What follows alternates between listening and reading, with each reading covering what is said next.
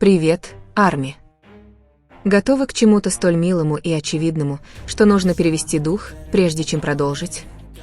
Каждый раз, когда мы думаем, что Тэкук достиг предела сладости, которую может выдержать человеческое сердце, они возвращаются с чем-то еще более очевидным, более спонтанным и, что сложнее, объяснить совпадением. У них всегда возникают маленькие вопросы, простые, но пронзительные вопросы, на которые они никогда не отвечают словами, но отвечают действиями, которые говорят громче слов. И вот тут-то все и начинается. Моменты слишком милые, чтобы их игнорировать. Слишком очевидные, чтобы их отрицать. И слишком тэкукские, чтобы считать их совпадением. Потому что, когда дело касается этих двоих, сомнениям нет места. Может быть, для других это обыденность. Но для меня это нечто такое милое и очевидное. И это еще одна причина для меня никогда не сомневаться в Тэкуке. Потому что Тэкук никогда меня не разочаровывал. Ким Тэ-хён уже был в Южной Корее около 6 вечера. Знаете, что в этом особенного? Из Лос-Анджелеса в Сеул лететь больше 12 часов, а он уже был там. Представляете, что Тэ-хён делал в Лос-Анджелесе? Ничего. После окончания мероприятия он бы сразу вернулся в Корею. Времени на развлечения не было, времени тратить некуда. Он сразу же отправился домой. И вот он здесь. СМИ все еще обсуждают его вчерашнее выступление в Лос-Анджелесе, но он уже вернулся в Корею. Почему он так спешит домой? Скучает по кому-то, хочет поскорее увидеть кого-то, или его кто-то ждет? Что заставило Ким Тэ-хёна лететь 12 часов сразу после окончания мероприятия, и он уже сегодня днем в Корее? В чем причина? А с другой стороны, сегодня утром, после нескольких дней, когда его совсем не было видно, наш дорогой Чон Чин-гук внезапно появился и провел прямую трансляцию. Он сам говорил, что хочет спать, но у него были свои причины не спать. В чем причина, дорогая? Ждешь, пока кто-то вернется домой, или что? Какая самая важная причина, по которой ты не спишь, даже если ты такой сонный? Один человек идет сразу домой после концерта, не играя, не теряя времени, а другой борется с сонливостью и говорит, что у них есть свои причины не спать, типа. Боже мой, почему вы двое такие милые и такие очевидные? Несколько дней назад, когда Тэ-хён был в Лос-Анджелесе, наш Чин-гук тоже не спал, давая концерт, и оказалось, что это было как раз тогда, когда Тэ-хён возвращался домой. И теперь он снова делает то же самое, выходит в эфир, даже будучи таким сонным, и оказывается, его любимый Тэ-хён едет домой. Какой милый и какой очевидный мой Тэ-гук всегда умудряется радовать меня, как фанатку. И каждый раз, когда случается что-то подобное, я всегда задаюсь вопросом. Понимают ли они, что то, что они делают, слишком синхронно, слишком одновременно, слишком? Они вдвоем? Потому что только посмотрите. Один уходит домой раньше, чем кто-либо ожидал. Другой не спит, хотя его глаза явно хотят закрыться. Как будто Вселенная включает маленький будильник в каждом из них. Эй, он едет домой. А мы, фанаты, могли только сидеть, хватаясь за грудь, и говорить. Не может быть, чтобы это было просто совпадение. Снова. Затем, после приезда Тэ-хёна в Корею, Арми начали замечать маленькую, слишком знакомую закономерность. В каждый промежуток времени, в каждый момент, когда один отсутствовал, другой всегда показывал небольшие признаки беспокойства, будь то внезапная прямая трансляция, случайное обновление или просто одна фраза «я не могу спать». Это было слишком мило, слишком очевидно, честно говоря, да. Но в этом то и вся прелесть. А еще смешнее было то, что... Они никогда ничего толком не объясняли, никаких длинных заявлений, никаких разъяснений, никаких громких слов. Были лишь мелкие поступки, которые всегда происходили в нужное время, всегда казались личными, всегда заставляли нас спрашивать. Почему время должно быть таким точным? Тэ-хён пришел домой рано, Чин-гук проснулся, появился в прямом эфире, и это произошло дважды в разное время, по одной и той же схеме. Если это совпадение, то это самое романтичное совпадение на свете. И, будем честны, армия это прекрасно знает. Тэкук никогда не делает мелочи, как обычно. Они всегда делают это как драматическую сцену, тихо, нежно, и оставляют след, который могут понять только те, кто действительно внимательно слушает. Потому что, в конце концов, дело не только в том, кто приходит домой рано или кто не спит. Речь идет о двух людях, которые всегда, кажется, ищут друг друга даже издалека. И как всегда, без колебаний, без звука, без объяснений, они дают нам еще один повод улыбнуться и сказать: «Ты, Кук, вы двое слишком очевидны».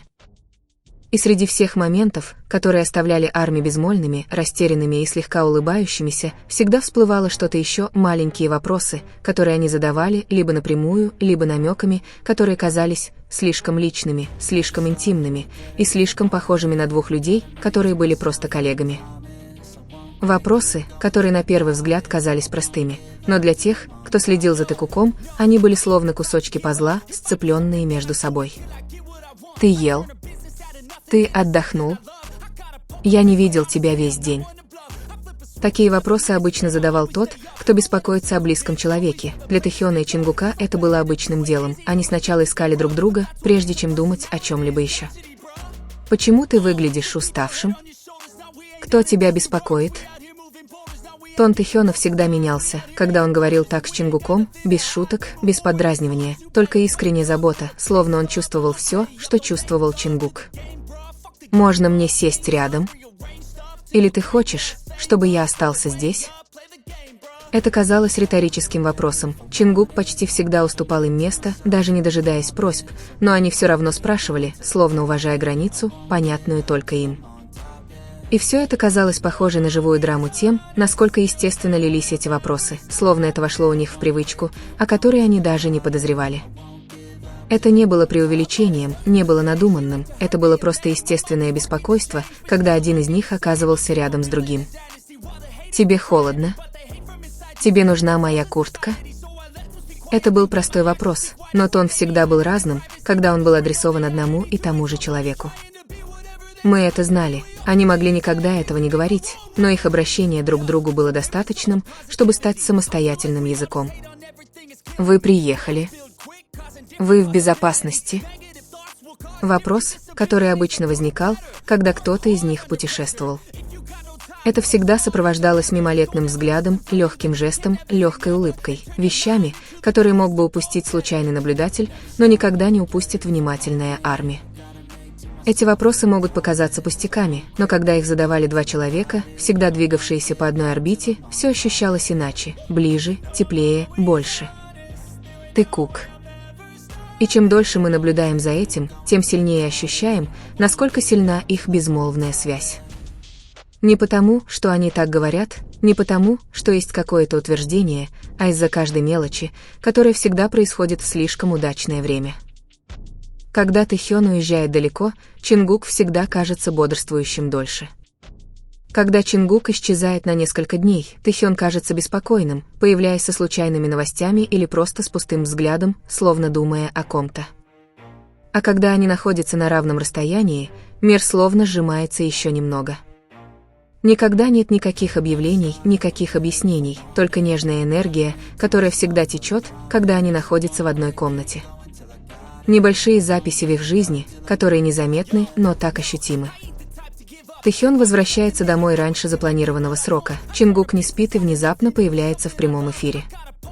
Тэхён отправляется в долгое путешествие, Чингук становится беспокойным и бодрым.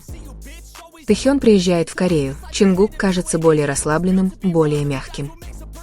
Это все абсолютные факты? Нет. Именно так мы воспринимаем моменты, которые они разделяют, словно кусочки пазла, которые складываются воедино только глазами фаната, следившего за их путешествием годами. И в этом и заключается красота. Тэгуку не нужно ничего объяснять. Они рассказывают свою историю через маленькие моменты, которые сами, возможно, даже не замечают. Легкое прикосновение, которое они часто забывают. Взгляд, который задерживается слишком долго, чтобы быть случайным.